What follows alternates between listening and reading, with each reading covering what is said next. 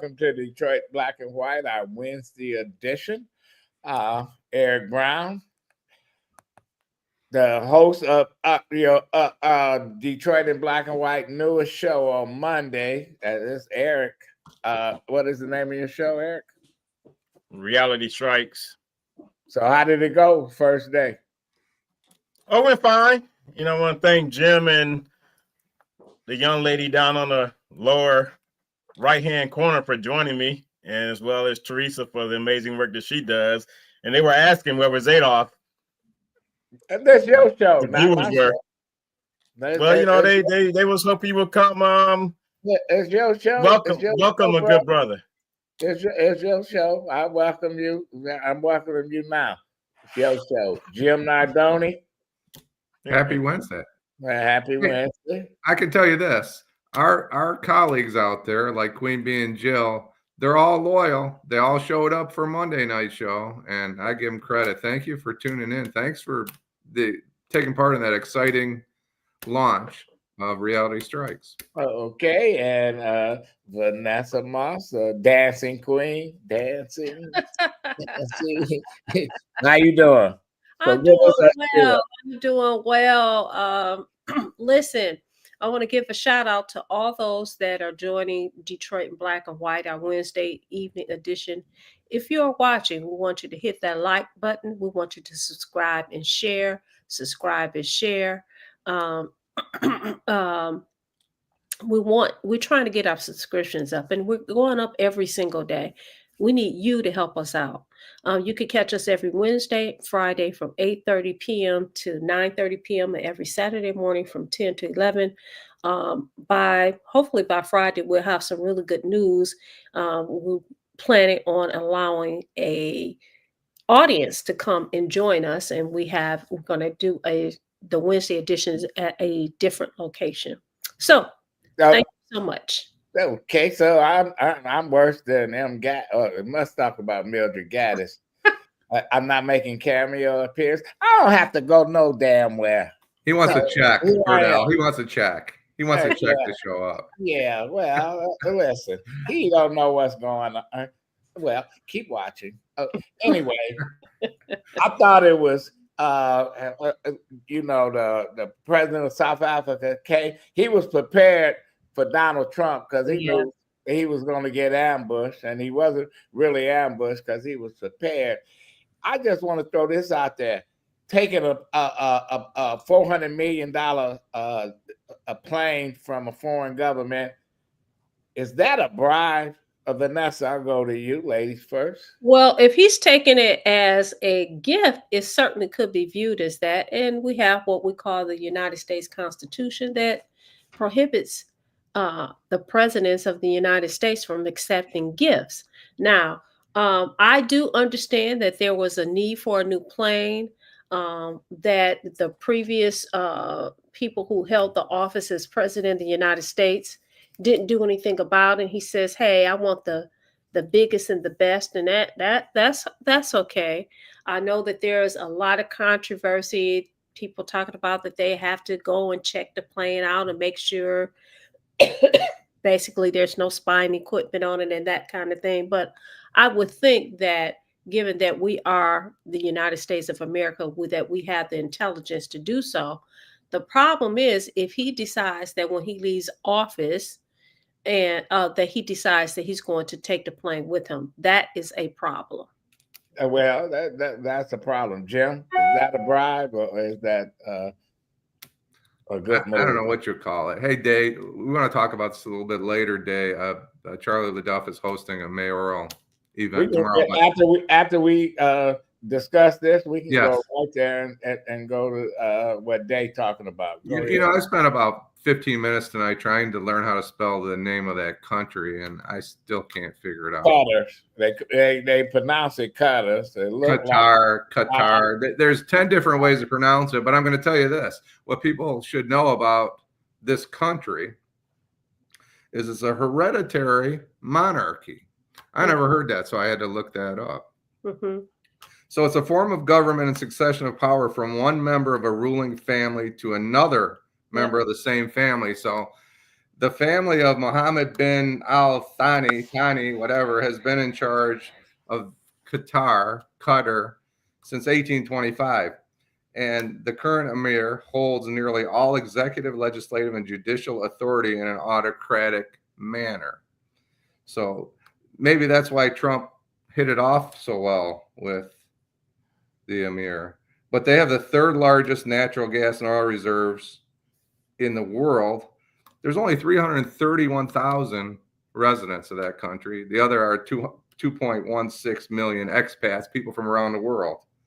So I just think it's interesting to see what kind of a country we're buddying up to over there. I mean, we do know that the Middle East, you know, talk about human rights and homosexual rights and all these things. We know that a lot of these countries, you know, stoning is legal in Qatar. And if a woman is raped and she reported, they throw her in jail. Right. You know, Yeah.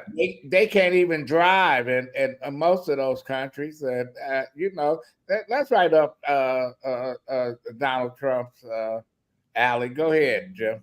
Well, the point I'm trying to make is, why are we buddying up to countries like that? You know, there's a couple of countries that will not deal with Qatar anymore because they believe they've supported Hamas and terrorist organizations, but I guess we don't care about any of that. And I don't know if that's accurate or inaccurate, but the point is, I don't think we should be cozy with any of them. No question. Eric, is that a bribe that taking that plane? I mean, it's an interesting scenario, because the one thing, and Vanessa hit on this, you know, they need to sweep the plane to make sure there's no spyware on it and all that. They're going to have to spend millions of dollars to deprogram the plane, as I call it. Go ahead. Right. And just imagine if that plane were to crash with him on board. That's going to be a whole nother issue that will result in a controversy and probably start another war. So it's interesting that, you know, they are giving a plane to him, not giving the plane to the US of A, considering that they've been talking about a new plane. And there's also some contract with Boeing. They bought a lot of Boeing planes. So this sounds like a quid quo pro to me. Well, you know what the president and Vanessa said it at the beginning. You can't. Don't supposed to be taking these gifts.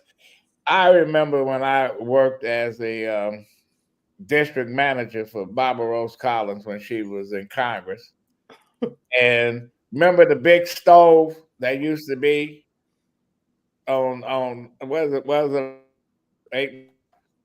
in Detroit? Do you remember that, Jim? I didn't hear you. I'm sorry. The stove that used to be the big stove, STOVE. Wasn't that out at State Fair? Yeah, right. I don't recall that. Right. No, I couldn't hear you. We lost you the for a story second. before. That's why I'm laughing. Go ahead. The family that owned that, they owned that. They was real rich. They contributed to Barbara Rose. This guy did. His grandfather, and this is back in the 80s. His grandfather was a secretary to Grover Cleveland, who got married in the White House. The only president to get married in the White House, and he had got these gifts from all over the world, from kings, queens, etc. And back then, he gave them away. And this guy had a glass case full of stuff that his grandfather had that the president gave to him because they couldn't keep it. Right. So you get a $400 million plane and say, yeah, I need the plane. I'm mad because I couldn't get my Boeing plane. They say it's gonna take about 2-3 years to fix up. That they want to make it flyable. It's already here in the U.S. And what I thought was funny, when the day when he was trying to beat up on the president of South Africa said, "I'm sorry, I don't have a plane to give you like that." Right. Let me ask you guys. I'm sorry. Can I ask you a question? Is it just another publicity stunt by the president? No, he's taking it with him. Listen, this is a enterprise. He's making money as being president. But Yeah. is he? But is he Oh, trying to shit. force Boeing into building the plane faster? Is And it? listen, Boeing, he's a greedy son of a bitch that he want Boeing to give him a plane. This guy do not want to pay for anything. He wants people to give him stuff, and he doesn't mind taking it. Man, it's unbelievable. But listen, no checks and balances. Supreme Court say you can do this, do that. I looked at who they deported the other day to the South Sudan. I thought it Sudan, was, yeah. I thought it was criminals from South Sudan that was going there. It was people from other countries. They just dropping people off in countries. They bullying countries, saying you better take them. Right. I'm like, damn, half of the people they got are Oriental. Half of the people, I'm like, yeah. So we got no check on this guy, and he's doing what he's doing. Well, I want to talk So about we have- another. Go We ahead. have one of our viewers who says that all presidents make money. Why do you think they run if it's not for a paycheck? They went on to say, what about all the money that we give foreign countries for free and don't get nothing in return? The problem with that comment, I feel, is he's taking it with him. So the United States is not benefiting from him getting a plane. And as far as all presidents makes money, why do you think they run? It ain't for the paycheck. Listen, power is very powerful. Power is the reason that people run for that office. People get drunk with power. We see in most presidents of the United States, presidents of universities, presidents of companies, that kind of thing, they are drunk with power. So, Well, power corrupts. Power corrupts. Absolutely. So, Eric. And so, for a statement to be made that, all presidents run so that they can make money, because as Adolf says, that it's it appears that it's an enterprise. It is a personal enterprise. And if you say that you're representing the people of the United States, how are we benefiting from you getting something personally and you taking it with you? That's ridiculous. Jim, go ahead. I was just going to say, Ira Todd, the former investigator from Detroit, is weighing in, and I have a subject that I'd like to talk about maybe a little bit later in the show about going back to the president. And I have him written down here because I'd like to talk about a couple of things. But well, go ahead. Are we open? Are we open to nonsense? Yeah. Hope our viewers are open to nonsense. On January 9th of this year, the Minneapolis City Council entered into an agreement with the federal government. The Justice Department 2023 did a survey, a study, I guess, and found systemic problems at the Minneapolis Police Department, including racial discrimination, unlawful use of force, First Amendment violations, lack of officer accountability. So there was like 7 or 8 current police departments that were under government oversight: Louisville, Kentucky, Memphis, Phoenix, Trenton, New Jersey, Mount Vernon, Oklahoma City, and the Louisiana State Police. The Trump administration has decided to halt federal oversight of police reforms by executive order. So what I did, I wrote down Ira Todd, an investigator, Chief Craig, Investigator Monroe, who was on the show last weekend with Ira, talked about culture and talked about leadership and accountability. So I think this is a tragic outcome. If we need government oversight of police agencies, I defend police officers. I'm pretty strong in my defense of police officers. But these departments, including Memphis, they need government oversight. This is a positive action. All right. I'm not talking about one particular incident. I'm not talking about Breonna Taylor or George Floyd. It's systemic in places like Memphis and Louisville, Minneapolis. We need police oversight. We need federal action in those police agencies, and I'm disappointed that the president has halted those actions. Well, that you shouldn't be surprised that he's doing it. Now he's running interference for Eric Adams in New York in his race against the former governor there. So what we're going to do is investigate the governor, the former governor. So all the police officers that have been on the show in the last 2 weeks all identified leadership as problems, right? Yeah. They talked about these issues. Ira, Chief Craig, and Investigator Monroe all talked about culture and leadership. New Orleans. Listen, you can name all these cities where there's been a failure to lead. Eric. But we also have to take into consideration that the decision that was made today also is synonymous with qualified immunity. No different than the qualified immunity that officials look at the situation in where they get shot at Oxford. I mean, the school board members, as well as the principal and everyone else, they have qualified immunity. They cannot be sued. Qualified immunity dates back to that's why no charges were brought against them, and that goes back to the 1991 Police Bill of Rights. I'm gonna let Vanessa explain qualified Before we get into that, we're gonna take a break and we're gonna come back, and then we'll go to you, Vanessa. We'll talk about what Eric statement he made. Let's take a break. Hi, I'm Eric Sabri, your Wayne County Treasurer. Are you living in the home of a deceased family member and you're facing property tax foreclosure, or maybe you know someone who's in the same situation? The probate process may be helpful to you. If you file a probate petition and notify our office, the foreclosure proceedings will be halted during the probate process. We have several nonprofit partners who have free attorneys who can assist you. Contact our office, 313-224-5990. or email us at taxinfo@waynecounty.com.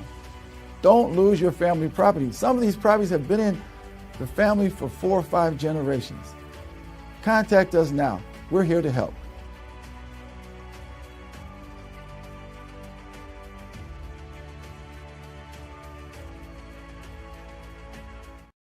Okay, we will. So there is a governmental immunity. However, there's a way that you can get around that.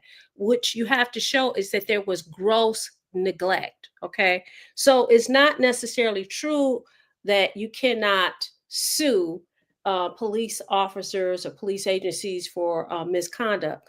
I think Ira, Todd, as well as Jim, has made a very good point that in those instances, police oversight can be a very positive and a very good thing. It can. I think that we had oversight here, right? We had oversight. But it lasted for what, 17 years? That was a long time. And one of my issues with that was, why did it take so long for them to get it together? That to me was just crazy. That was just insane. And so I see Ira said that there were some good things that came out of it. It should have been 17 years. That's ridiculous. I will just say this about qualified immunity.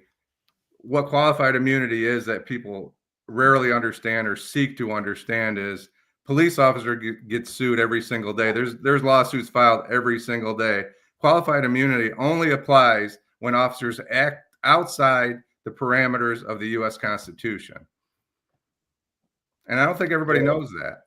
Yeah. But by definition, qualified immunity shields police officers from civil lawsuits for monetary damages when their actions don't violate clearly established constitutional or statutory rights. That means that unless a reasonable officer would have known that their conduct was unlawful, they are protected from being sued for damages. And that's why, they feel that they are in reasonable situations. And that's why you see so many of these cases being lost when at the criminal level and at the civil level, or the civil court case is overturned. And qualified immunity protects these people. The Trump administration is sending out mixed messages. On one hand, they said that we getting out of the oversight business. On the other hand, they pay the family of this crazy ass bitch that wanted to kill a cop, and she got killed herself. They gave $5 million. It's just like they attacked the U.S. Capitol, attacked these cops. They supposed to be for law and order. They love the police, but yet when he got into his second term, let all these folks go, and then have the nerve to say, "Well, we don't need to be dealing with police departments around the country that the government has found to be suspect when it comes to dealing with the communities that they serve." There's a good argument. There's a good argument that the police officers on January 6th acted outside the parameters of the U.S. Constitution when they fired upon Ashley Babbitt. Well, you know what? If that was me going into Trenton trying to break into City Hall, and I get shot by the Trenton fucking police, They're not gonna shoot you. They're gonna You'd probably get an award. Their life was in danger, and no question about it. No, they listen. They shouldn't have got one penny. These are the same hypocrites that with George Floyd family got paid whatever millions, they went berserk. But yet, here we are. This woman going through a window. They chasing cops down hall. Let's kill Nancy Pelosi. Let's string up Mike Pence and all this stuff. It was a lynch mob. It was a fucking lynch mob. And then they get a pat on the back and say, "Oh, that's good. You did a great thing." And then have the nerve to charge the congresswoman from New Jersey with assault and shit on a demonstration. And they should be ashamed of themselves. We got Alan Lango joining us. I agree with Adolph 100%.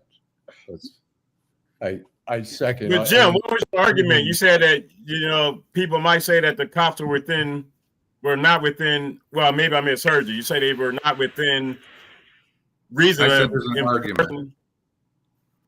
She was not a threat to them. She was not a threat to their she lives. was. In my opinion, they call it collateral damage. She didn't have a weapon. She wasn't attacking anybody.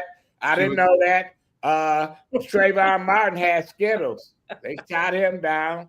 But man, Tamir Rice had a toy gun, shot him down. And they went to jail, or they were charged, right? What? Were they charged in Cleveland? Were they?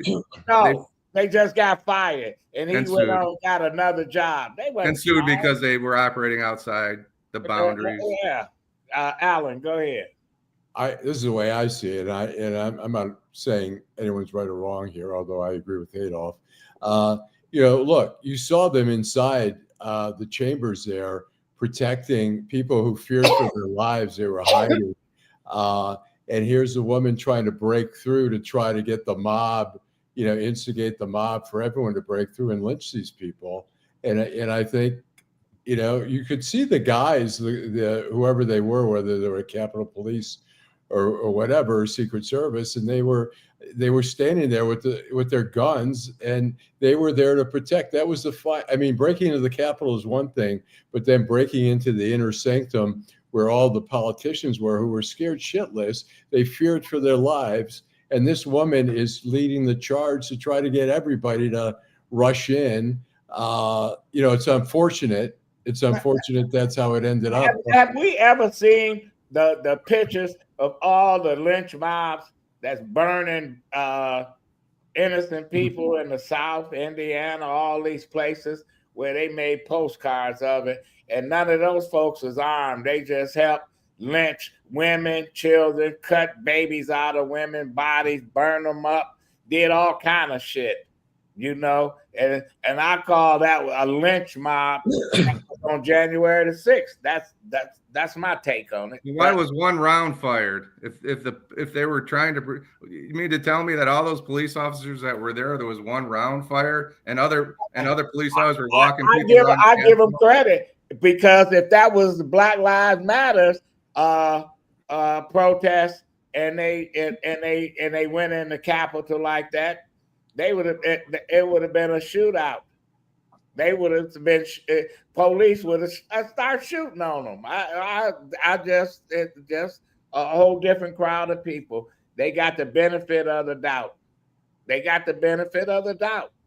You know, you can have the Michigan militia go up in Macomb County. They had 4,000 people go protest. They all had guns. But if you had 4,000 folks that came from the city like that, you'd have had the National Guard out because they would say it was an insurrection.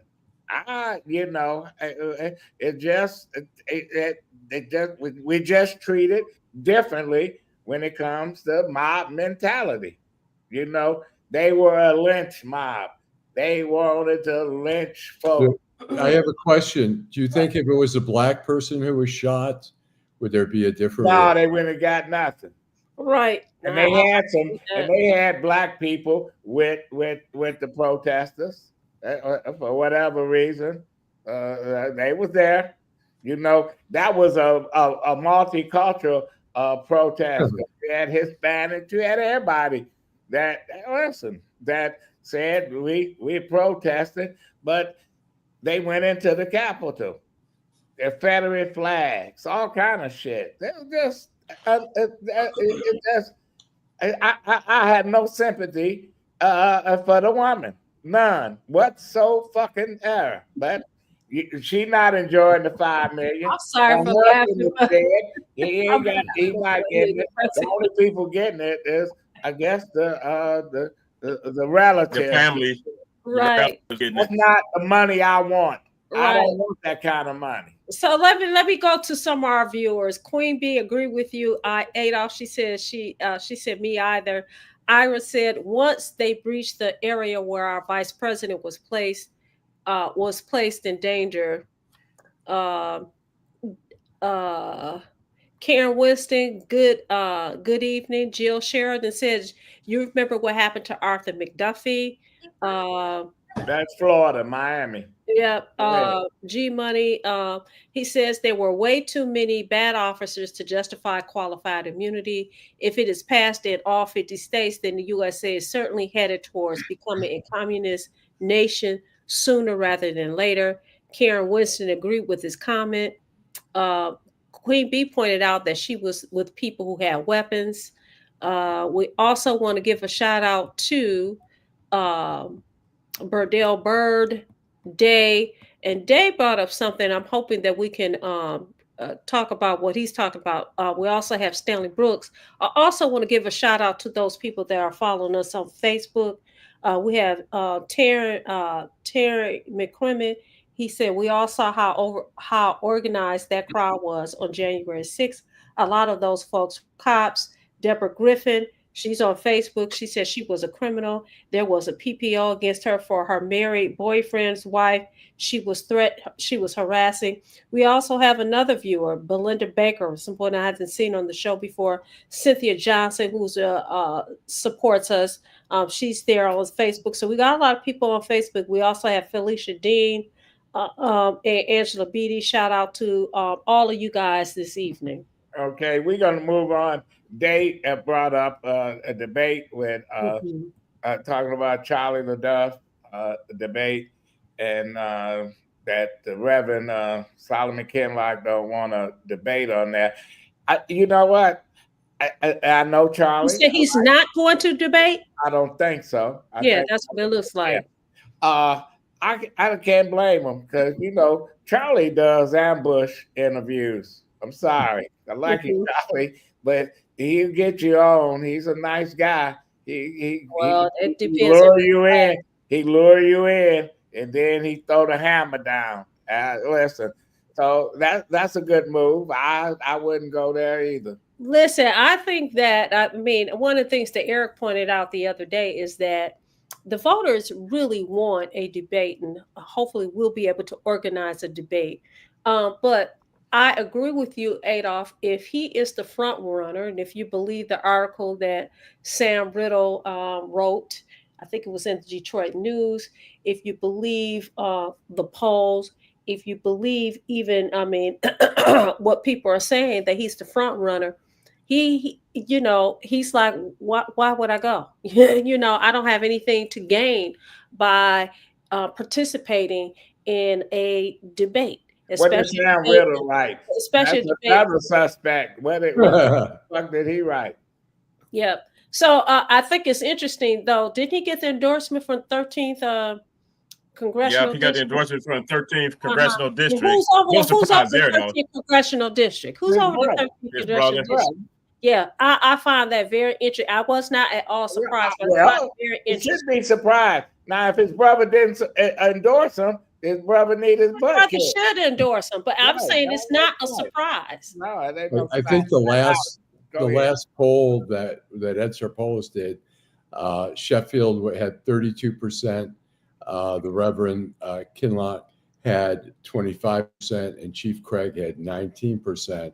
I would say that if you're sitting on it, it's like a basketball game or a hockey game where you're ahead by 1 goal. Are you going to sit on the lead for 8 minutes and try to just? I'm not saying he should do the debate. If he feels like that's not a strong point, he's not going to have a benefit, then don't do it. But for him to just say he's going to coast to victory by No, he is. I don't think he said he coasting the victory. Hey, you know what? The bottom line is these folks they need to be out in the community. A lot of these meetings or whatever, it's their supporters and other people's supporters, etc. And then there's folks that hold these forums, don't want a debate. They don't want Right. to shut up, folks. Right. Oh, I'm not inviting Eric because I don't like Eric. Right. Mingo, I ain't inviting that motherfucker. Right. I don't want to talk to the media. Jim, Jim is pro. No, this is how these folks think. Now this race is wide open. I agree. You got 2 months. Come next week is 2 months, and it's anybody's game if they get out there and they start kicking the dirt on the sidewalks. I got a question Right, to people ask have to all be- the panelists. After you, Eric, I have a question to ask all the panelists. People have to be very careful because, again, you can't talk about turnout when 4 years ago only 14% of the people voted. You can't talk about the candidates deserve to be heard by the citizens. A lot of these forums aren't even full, so the people are not even showing up. So you get mad at the candidates for not showing up. The people are not even showing up. So let me ask you this, though. Let me ask all of you, how do you guys feel about, because we do know now, LaDuff has the debate tonight. I don't know who else is showing up, but everybody's headed to Mackinac Island, right? With the I exception don't of, think it's tonight. with the exception Tomorrow of, night. tomorrow night. But with the exception of a few people that have not been invited because of this test that they use to determine who's going to be invited. What is your opinion about the whole Mackinac Island Forum and It's bullshit. these candidates? It's bullshit. They already cut off whatever deals they cut. It's a Republican-led conference, and they do what they do. They go up there, and if you want to get dirt, you go up there because you see people drunk and doing all kind of shit, cheating on their spouses and shit. They do all kind of shit up there. That's politics. But I just want to get back to Charlie LaDuff. We had somebody that say Charlie LaDuff is a proactive, unapologetic. a journalist and not a fluffy, soft-spoken. Well, I can say what he really is. He can be a fucking asshole. Ain't no question. So, And if you ask me, he's all that. all day long. Yeah. All day long. Go ahead, Alan. I want to say that, you know, the Mackinac, the fact that they're kind of creating this exclusivity is only part of it. It's the country club set up there. You have to be a member of their club to get in. And so they make this determination, you know, they have to exclude. It's like, it reminds me of the Detroit News when Bob Giles, the new editor, came in from Rochester, and he only invited management to his Christmas party, which was unprecedented. Then the next year, he only invited about 60% of the staff and left out others to give it this sort of exclusivity, this membership, and creating bullshit resentment. I think. Well, they did that. They did that. Working for Coleman Young, the appointees. You had the high-end appointees that was making all the maximum that you can make, and then the middle of the road, and then you had the ones that wasn't making the money, and that's the way they operated. You know, it's like a caste system. You know, even when he died, they had people. Here's the high-ended appointees sitting in the front row. You up in the balcony. I wouldn't even go to the fucking funeral. And then they had the Dennis Archer people that hated Coleman Young sitting down up front.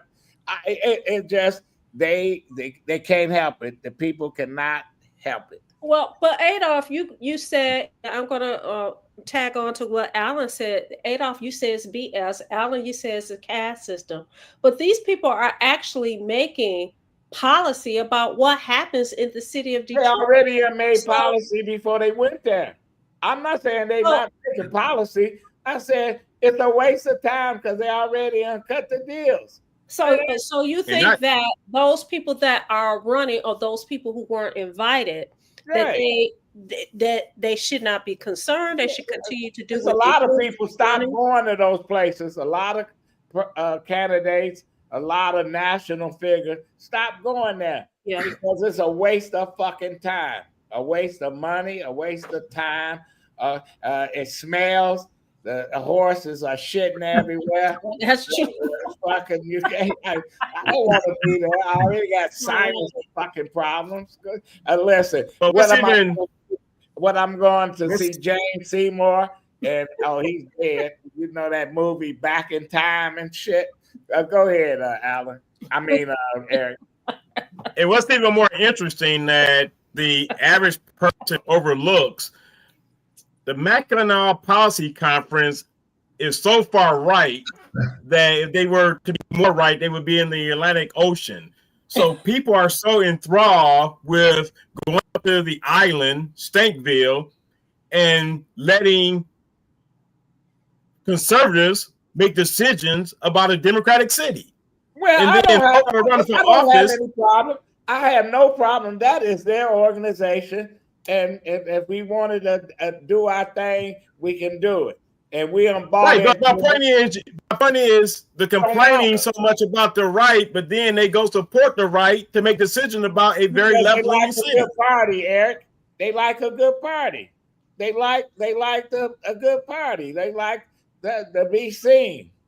Listen, they just like to be seen. I have another question, Alan, and well, all of you. Did you guys see the article where they talked about when Mayor Duggan went to Mackinac Island? He talked about systemic racism in the city of Detroit, and talked about all these things about, the lack of home ownership of Black people, who make up 77% of the population in the city of Detroit, and how it seemed to have resonated with those people that were on Mackinac Island. And it resonated because it was a Caucasian man that was sending that message. And, basically what I got out of it is, what kind of message because now we're getting ready to have a Black mayor for the city of Detroit. What kind of message are they sending while they're there in Mackinac Island? Did you guys see that article? What's your take on it? Yeah, the bullshit. I think the fact, look, Duggan, conversation. I'll say this. I think Duggan is he runs with with the big dogs. He's he rubs elbows with all the as they say in Yiddish, the machers, the big shots, and we'll see if anyone has that gravitas that he has to convey a message. But is it gonna fucking change? No. Is it when they when MDOT give the contracts out for the 375 project? Is it going to go back to folks that got their ass kicked out of that area? Fuck no. It'll be Tom Gores, Mike Ilitch, Gary Torgo, and all the other billionaires that can get their hands on shit. And all what black people have is a plaque. This was Paradise Valley and shit. John Lee Hooker. I'm gonna let Karen Winston and Jill Sheridan speak for me. I really don't have anything else to say after what they said. Hey, David Porter and Joe Cool, thanks for being part of the show. But I think Karen and Jill got it right.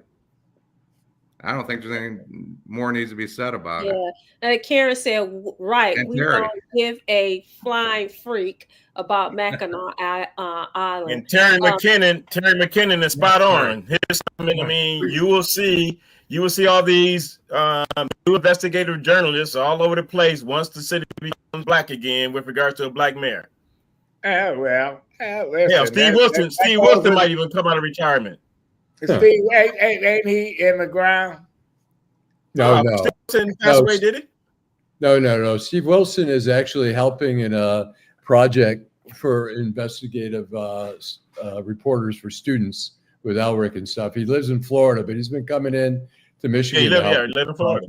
Yeah, he cried because he said Kwame and them beat him up. He weighed 500 pounds. Wasn't nobody beat his ass up. He was a fucking pig. Yeah. That is not nice, Adolf. Yeah, but you know what? Listen, we had to deal with this shit.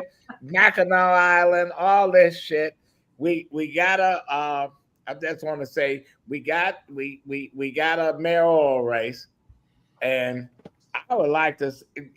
I want to see people duke it out. I'm sorry. Yeah, and a lot of people and they're not duking it out, and they're not gonna duke it out.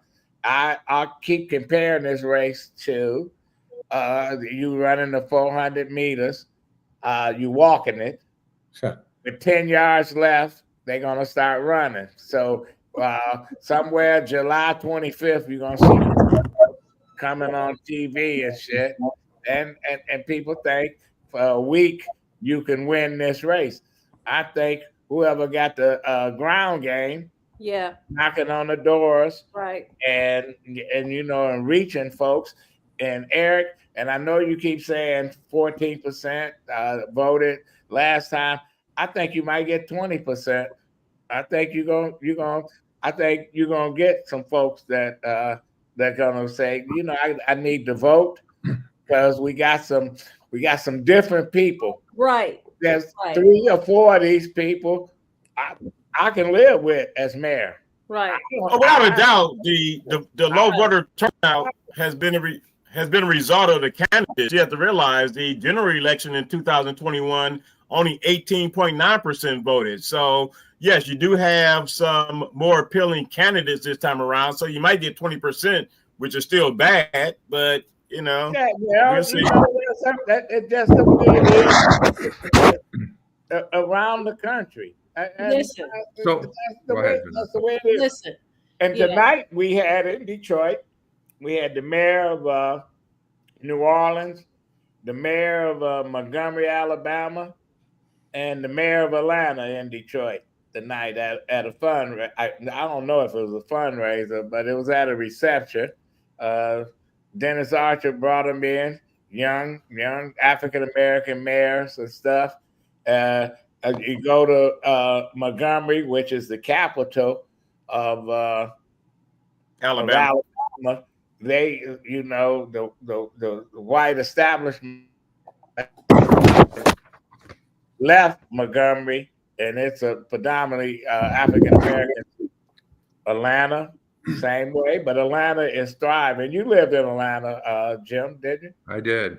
How did you like it when you were I down liked it there. It looks different than when I mean, they've been building up on, they have to stop building sooner or later down there. It's a big, No, it's they a big still town. building. I'm just there. Yeah, they still building in Atlanta like no tomorrow. So can we go back to what Ira said just for a second? He talked about it should be the Belle Isle Policy Conference. Well, I'm just going to touch on that for just a second. Who's gonna give it? Because but if you give it to the same old so-called left wing whatever here in the city, it's gonna be bullshit. It's just as much bullshit on the left as it is on the right. But my point is that the Mackinac Policy Conference is a tourism event. They spend millions of dollars on Mackinac. Why aren't they spending it here is a great question. Well, you know what, Jim? Adolph and I had this conversation about 5 years ago when we were on the radio. And I think he and I both, and matter of fact, I know we both agreed that it would be great if they would have it here in the city of Detroit. But as Alan has said, it's an exclusive club. It's not going to happen. Should it happen? Yes. Should we be included? Yes, because we're the ones that's making the decision as to who's going to be the leader of this city. But it's not going to happen. Yeah, Not but while I'm saying this, let me say this. We do have two candidates. We have Barlow, who's watching the show. Shout out to Barlow. And we also have Whitney Clark, who's a write-in candidate for city council. They're both Jonathan, black and white. Jonathan, running for mayor, right? Yep. My point is they could be spending their money at the London Chop House and Sexy Steak and Prime and Proper, but instead they're up there at the Painted Pony spending their money. Or they having sex with Mr. Ed. Wilbur. I think the conference, the Huntington Conference Center, and they're building hotels downtown and stuff. They could have a major conference. They could have major breakout areas in the conference hall there. They could do it, but people like that going away to a retreat like that. That's it's too close to home. Alan, because that new hotel right on the riverfront. Then you have the Huntington Place. You have whatever the Poncha train is called now. You still have the Westin. So it's they just don't want to do it here. It's capable of happening. They just don't want to do it. Yeah. I think so. Well, we have viewers who agree that we should start our own. We have a Mike Evans. He said the people should start our own. David Porter says there's a separate Detroit policy conference that is hosted at Motor City Casinos. It's usually in the fall. And he's right. He's right. It's exclusive. It's listen. Everybody want to keep they don't want certain people at these places, and so the average person. That's why the average person say fuck it. And I ain't going to vote. I'm not going to do this because my vote don't count. And I wanted to go to this forum and I didn't get an invitation. Who invited you? And all this other bullshit. So, yes. Do we need a commercial break, or are we not doing commercial? We can do we can do the last commercial break and we come back and wrap it up. Hi, I'm Eric Sabri, your Wayne County Treasurer. If you're living in the home of a deceased family member and you're facing property tax foreclosure, the probate process can be helpful to you. If you file a probate petition and notify our office, the foreclosure proceedings will be halted during the probate process. Contact us at 313-224-5990 or email us at taxinfo@waynecounty.com. We're here to help.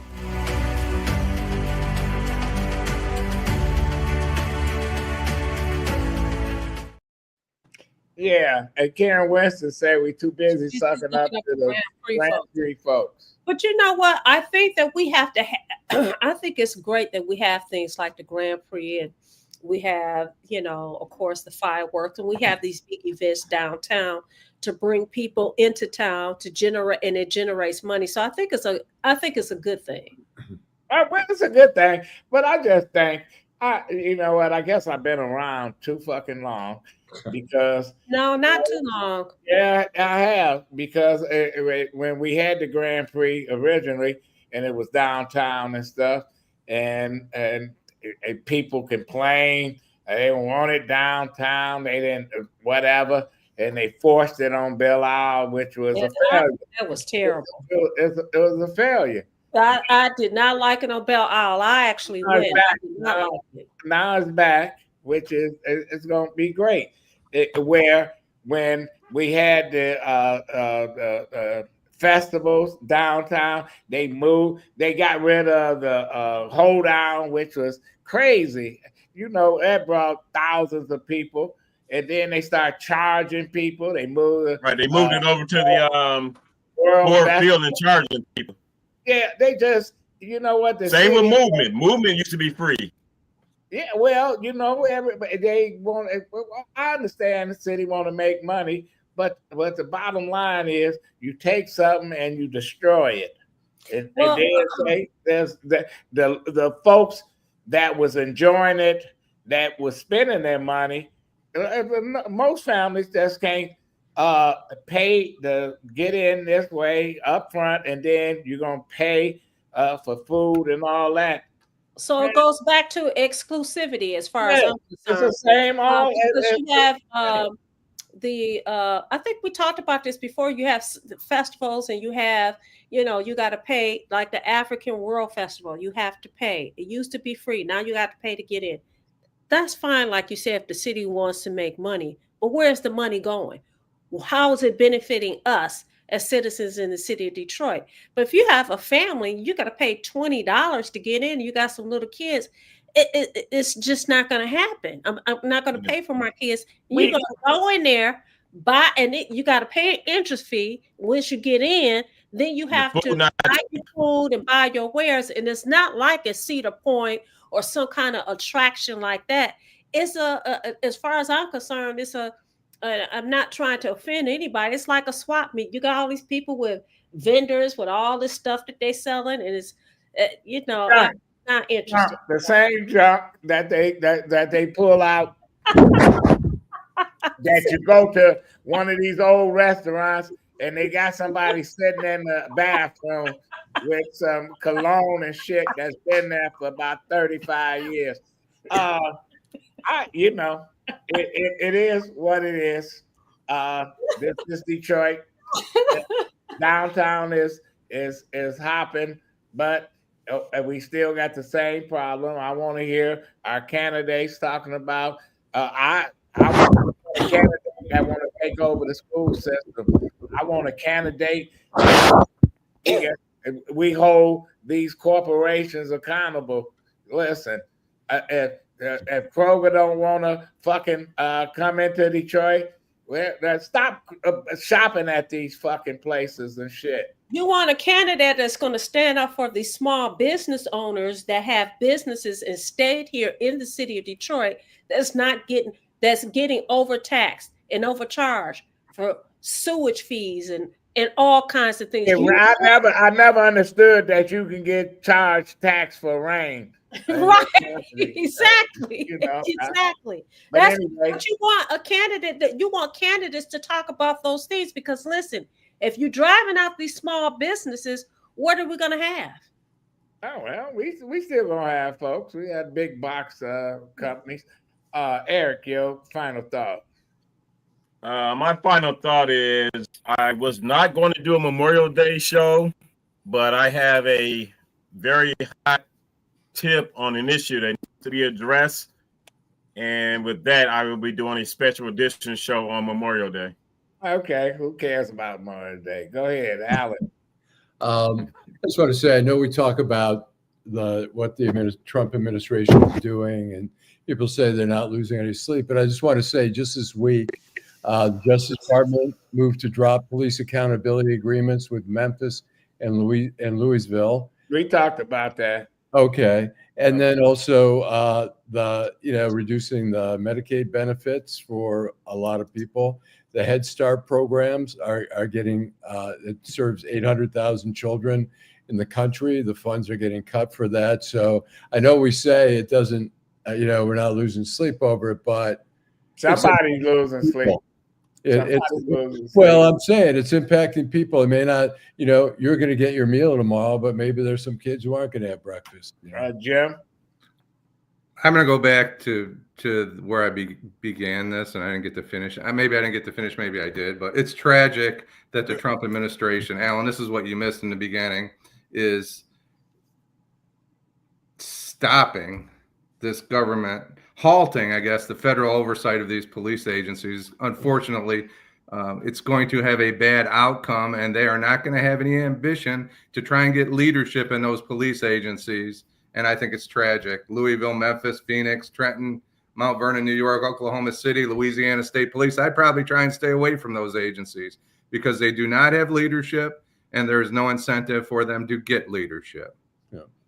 Vanessa? I agree. Listen, I want to give a shout out to all the people that are watching us on Facebook, on YouTube. Queen Bee said to us, quit telling these candidates what they should be telling us that they're going to do. They watch this show and then hit the streets with our ideas. I think that is very true. I don't have a problem with that. Willis Martin, thank you so much for joining. Chip Tracy, everybody on Facebook, we want you to come back on Friday evening from 8:30 to 9:30. And then again on Saturday mornings from 10 to 11. All you new viewers, tell your friends about The Greatest Show on social media, on YouTube, on Wednesday, Friday, and Saturday. And White, like, subscribe, and share. And don't forget your show, Eric. What is it? Reality Strikes, Mondays at 8:30 p.m. Okay. Reality is we got to go. I want to thank everybody. See you on Friday.